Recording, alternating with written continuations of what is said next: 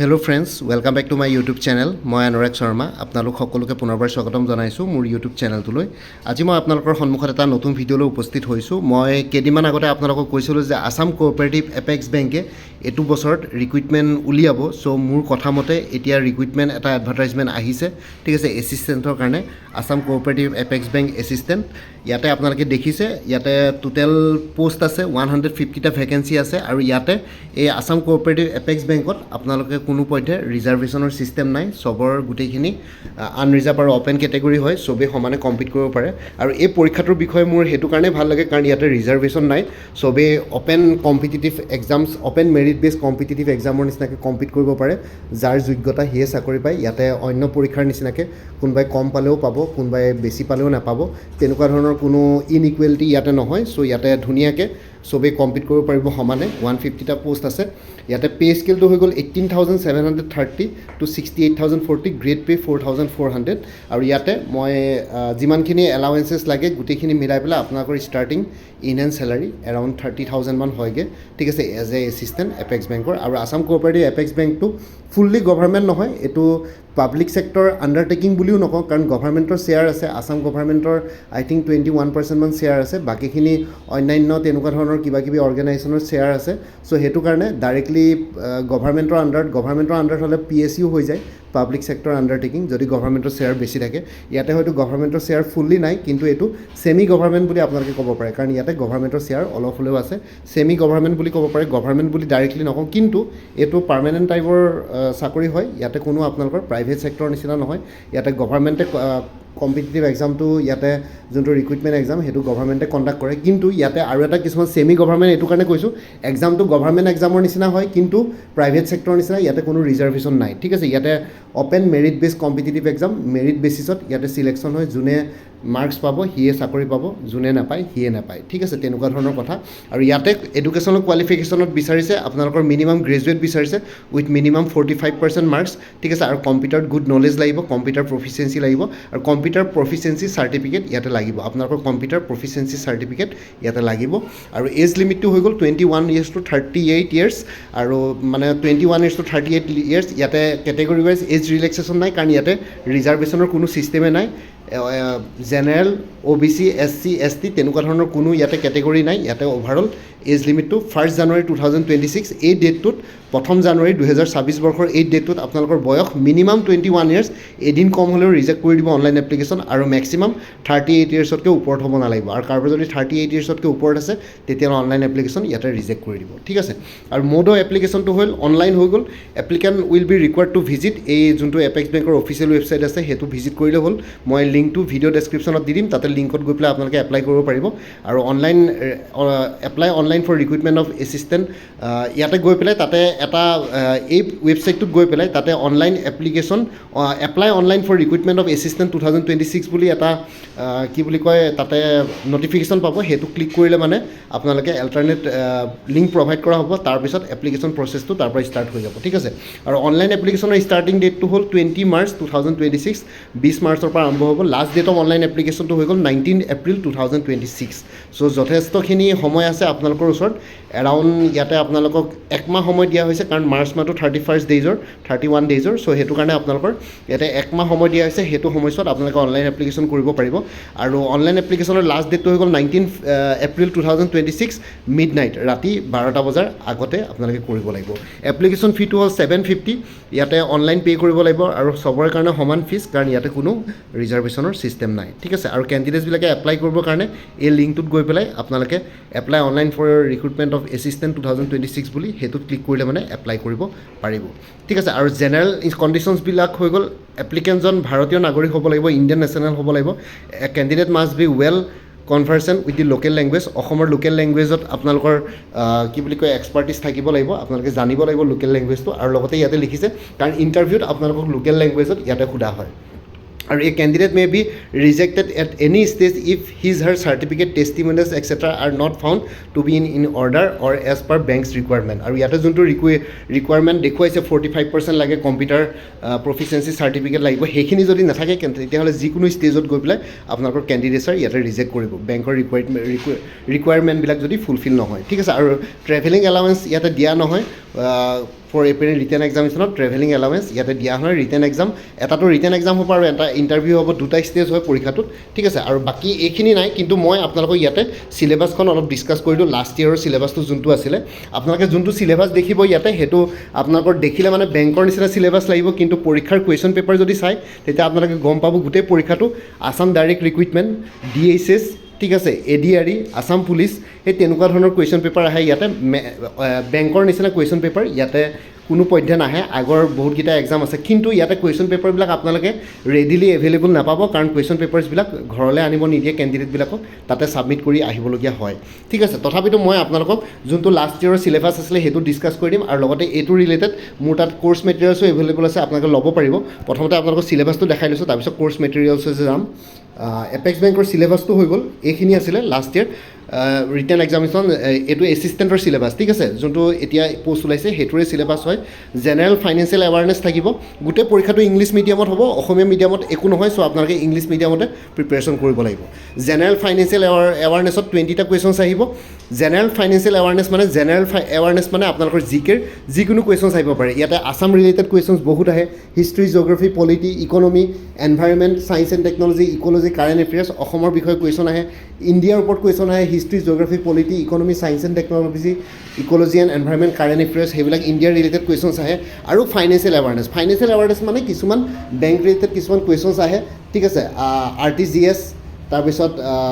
savings account current account তেনেকুৱা ধৰণৰ questions আহে আৰু সেই এনেকুৱা ধৰণৰ কুৱেশ্যনছবিলাক মোৰ যোনখিনি কোৰ্চ মেটেৰিয়েলছ আছে তাতে আপোনালোকে কুৱেশ্যনছবিলাক পাই যাব কোৰ্চ মেটেৰিয়েলছখিনি ল'লেই হ'ল আৰু আগতে কোনোবাই যদি আগতে মোৰ পৰা কিবা কোৰ্চ লৈ উঠিছিলে এনেই জেনেৰেল এৱাৰনেছৰ কুৱেশ্যনছবিলাক সেই কোৰ্চ মেটেৰিয়েলছৰ লগত মিলিব কিন্তু বাকী যোনখিনি নতুন ফাইনেন্সিয়েল এৱাৰনেছ বা বেংকিং এৱাৰনেছৰ কুৱেশ্যনছ আছে সেইখিনি আপোনালোকে ল'ব পাৰিব আৰু কোনোবাই যদি অলৰেডি কোনেও যদি একো কোৰ্চ লোৱা নাই এতিয়ালৈকে তেনেহ'লে আছাম কোঅপাৰেটিভ এপেক্স বেংকৰ ফুল কোৰ্চটো ল'ব পাৰে 400 ৰুপিছত ইয়াতে ষ্টাডি মেটেৰিয়েলছ PDF ফৰ্মেটত এভেইলেবল আছে বাকী মেথছ এপ্টিটিউড নিউমাৰিকেল যোনখিনি দৰকাৰ পৰে সেইখিনি step by step explanation formula গোটেইখিনি পাই যাব চ' ডেট আপোনালোকৰ একো প্ৰব্লেম নহয় বাকীখিনি আপোনালোকে MCQs ফৰ্মেটতো পাই যাব আৰু কিছুমান ফাইনেন্সিয়েল বেংকিং এৱাৰনেছ আপোনালোকে এক্সপ্লেনেশ্যন পাই যাব ঠিক আছে এইটো নম্বৰ হোৱাটছএপ কৰিব পাৰিব 9706557851 এতিয়া আমি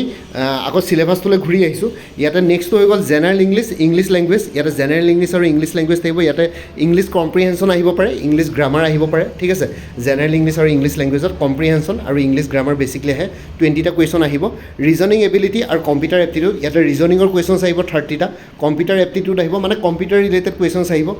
who is the father of computer ঠিক আছে মাইক্ৰ'ছফ্ট ৱৰ্ড এক্সেল তেনেকুৱা ধৰণৰ কুৱেশ্যনছ কিছুমান বেছিক কুৱেশ্যনছ আহে ঠিক আছে which is the first super computer সেই তেনেকুৱা ধৰণৰ কুৱেশ্যনছ আৰু মই জাষ্ট এক্সাম্পল দিছোঁ তেনেকুৱা ধৰণৰ কুৱেশ্যনছ কম্পিউটাৰ ৰিলেটেড আৰু ৰিজনিঙৰ কুৱেশ্যনছ 30টা আহিব তাৰপিছত নিউমাৰিকেল এবিলিটি মানে আপোনালোকৰ যোনখিনি বেছিক এপ্টিটিউড লাগে সেইখিনি আহিব বহুত বেছি ডাঙৰ হেৰি নাহে আপোনালোকে যদি প্ৰিভিয়াছ ইয়েৰ আছাম গভৰ্ণমেণ্টৰ এক্সামছবিলাকৰ যদি মেথছ এপ্টিটিউডখিনি যদি ছল্ভ কৰি যায় তেতিয়াও বহুতখিনি আপোনালোকৰ ইয়াতে হেল্প হ'ব আৰু মই যোনটো কোৰ্চ মেটেৰিয়েলছ আপোনালোকক প্ৰভাইড কৰিম মই যে আপোনালোকক যোনখিনি কৈছিলোঁ তাতে আপোনালোকে আগতে যদি মোৰ পৰা কোনোবাই কোৰ্চ মেটেৰিয়েলছ হৈছিলে গম পাব ইয়াতে অসম গভৰ্ণমেণ্টৰ যিমানখিনি পৰীক্ষা হৈছে প্ৰিভিয়াছলি তাৰে গোটেইবিলাক কুৱেশ্যন পেপাৰ ছল্ভ কৰা হৈছে আৰু আপোনালোকে পৰীক্ষাবিলাকত যদি ভালকৈ চায় তেতিয়াহ'লে কুৱেশ্যন পিছবিলাক জাষ্ট ফিগাৰটো আৰু নাম্বাৰ্ছবিলাক চেঞ্জ কৰি দিয়ে একেবিলাক কুৱেশ্যনে ৰিপিট হৈ থাকে কেণ্ডিডেটছবিলাকে সেইটোতে কনফিউজ হৈ যায় কিন্তু এইখিনি যদি মই দিয়া মেটেৰিয়েলছখিনি যদি পঢ়ি যায় তেতিয়াহ'লে ইয়াতে 100% আপোনালোকৰ মেথছৰ কমন পৰি যাব মেথছ ৰিজনিং সেইখিনি বস্তু কমন পৰি যাব জিকে কমন পৰি যাব ঠিক আছে চ' আপোনালোকে মোক জনাব যদি কোৰ্চটো লয় আৰু ইয়াতে নিউমাৰিকেল এবিলিটিত সেইটোৱে ক'লোঁ মেথছ আৰু এপ্টিটিউড থাকিব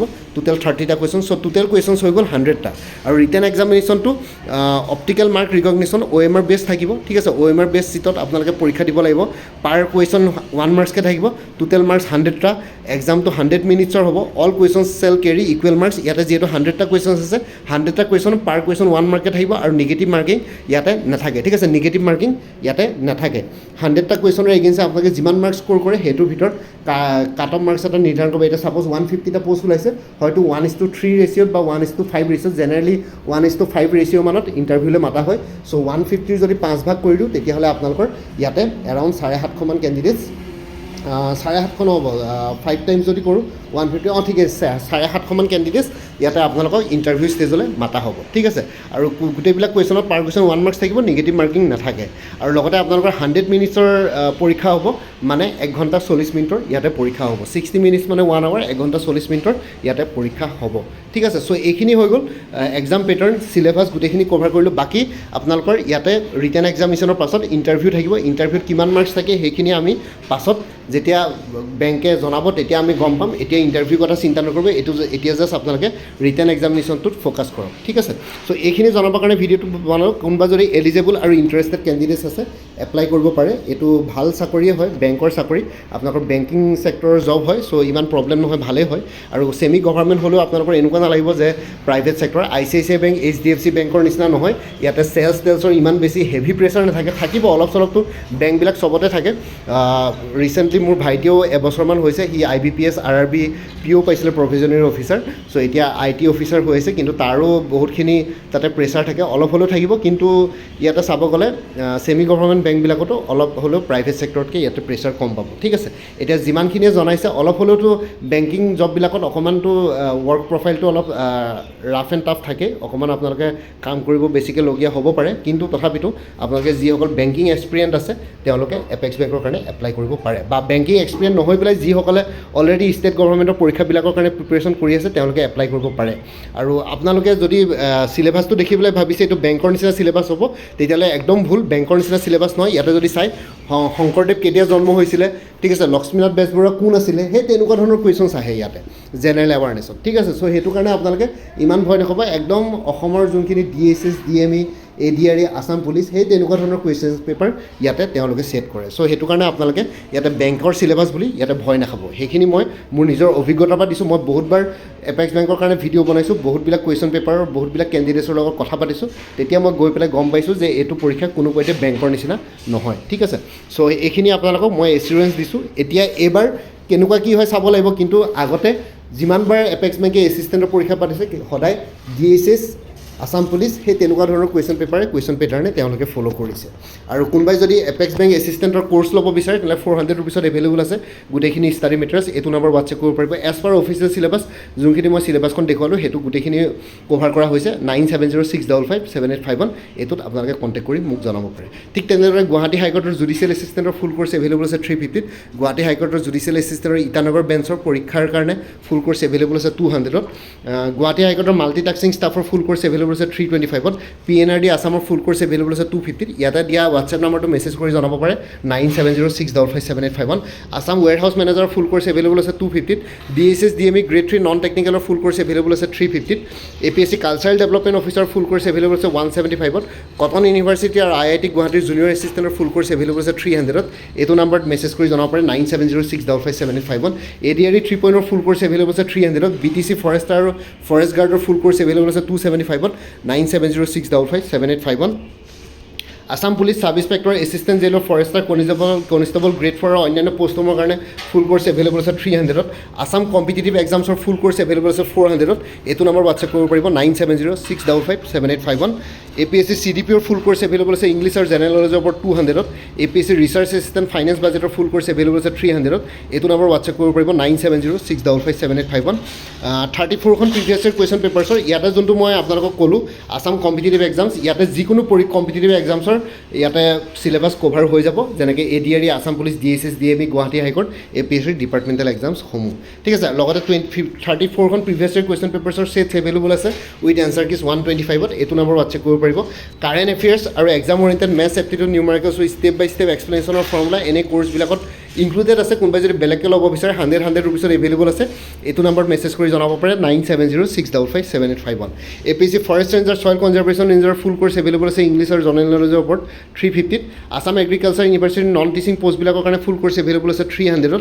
APSC assistant engineer junior engineer full course available আছে জেনেৰেল ষ্টাডিজ আৰু ইংলিছ গ্ৰামাৰৰ ওপৰত 250ত এইটো নম্বৰ হোৱাটছএপ কৰিব পাৰিব 9706557851 আৰু আপডেটেড কাৰেণ্ট এফেয়াৰ্ছবিলাক মোৰ পৰা ক'ৰ্চ লৈ লাইফ টাইম পাই থাকিব তাৰ কাৰণে কোনো ফাৰ্ডাৰ পে'মেণ্ট কৰিব নালাগে প্ৰত্যেক মাহৰ ষ্টাৰ্টিঙতে বা বিগিনিঙতে এটা ৰিমাইণ্ডাৰ মেছেজ দিলে হ'ল যে প্ৰিভিয়াছ মান্থ বা লাষ্ট মান্থৰ কাৰেণ্ট এফেয়াৰ্ছ লাগে মই লগে লগে আপোনালোকৰ সৈতে শ্বেয়াৰ কৰি দিম কোনোবা যদি ইণ্টাৰেষ্টেড কেণ্ডিডেটছ আছে এইটো নম্বৰ হোৱাটছএপ কৰি জনাওক 9706557851 আপোনালোকক কোনটো কোৰ্চ লাগে কোৰ্চৰ কণ্টেণ্টছখিনি শ্বেয়াৰ কৰিম লগতে পে'মেণ্টৰ লিংক দি দিম পে'মেণ্ট কৰাৰ লগতে গোটেই কোৰ্চটো নিজৰ হোৱাটছএপত PDF ফৰ্মেটত পাই যাব আৰু আগতে কোনোবাই যদি মোৰ পৰা কিবা কোৰ্চ মেটেৰিয়েলছ লৈ থৈছিলে এবাৰ জনাই দিব তেতিয়া আগৰ মেটেৰিয়েলছখিনি বাদ দি যোনখিনি নতুন মেটেৰিয়েলছ লাগিব সেইখিনি ল'লে হ'ল তেতিয়া প্ৰাইচটো অলপ কমি যাব আৰু ইয়াতে যোনটো হোৱাটছএপ নাম্বাৰ দি আছে সেইটো অনুগ্ৰহ কৰি কল নকৰিব এইটো জাষ্ট হোৱাটছএপ মেছেজৰ কাৰণে এভেইলেবল কলৰ কাৰণে এভেইলেবল নহয় বাকী ভিডিঅ' ডেছক্ৰিপশ্যনৰ কমেণ্ট ছেকশ্যন চেক কৰক তাতে কোৰ্চখিনিৰ কথা আৰু এবাৰ উল্লেখ কৰি দিয়া আছে লগতে এটা প্লেলিষ্ট ক্ৰিয়েট কৰি থোৱা আছে এপেক্স বেংক